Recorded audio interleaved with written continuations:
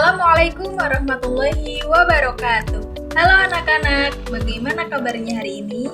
Semoga kalian semua tetap dalam keadaan sehat dan tetap semangat ya. Hari ini Ibu akan menjelaskan kepada kalian suatu hal yang penting banget dalam hidup kita, yaitu regulasi motivasi.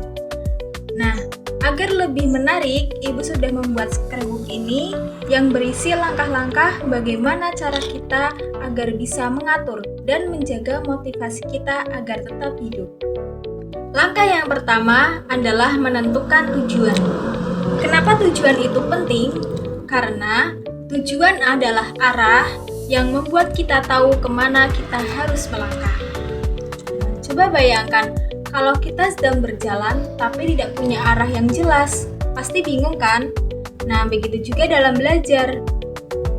Tujuan itu bisa berupa, aku ingin naik kelas, aku ingin membanggakan kedua orang tua, aku ingin masuk sekolah impian, dan lain sebagainya. Sekarang, coba pikirkan, tujuan apa kalian saat ini? Dengan tujuan yang jelas, biasanya semangat kita juga jadi akan lebih kuat. Langkah yang kedua adalah mengenali diri. Setiap orang itu pasti mempunyai kelebihan dan kekurangan, dan itu wajar. Kelebihan saya, misalkan, kalian itu mampu memahami pelajaran dengan cepat, kalian itu rajin, ataupun ada juga yang kreatif. Nah, sedangkan kelemahan itu bisa berupa suka menunda-nunda ataupun kurangnya rasa percaya diri. Dengan mengenali diri sendiri, kalian jadi tahu apa yang harus dikembangkan dan apa yang harus diperbaiki. Langkah yang ketiga adalah mengenali hambatan. Dalam perjalanan mencapai tujuan, hambatan itu pasti datang. Contoh hambatan misalnya suka menunda-nunda, mudah terdistraksi, malas, kurang disiplin, dan sebagainya. Tapi ingat, hambatan itu memang nyata, tetapi bukan alasan untuk berhenti. Justru kalau kita sudah tahu hambatannya, kita jadi bisa mencari solusinya. Misalkan, kalau kita hambatannya itu adalah terdistraksi HP, maka solusinya itu adalah mematikan notifikasi ketika belajar. Langkah yang keempat adalah menyusun strategi.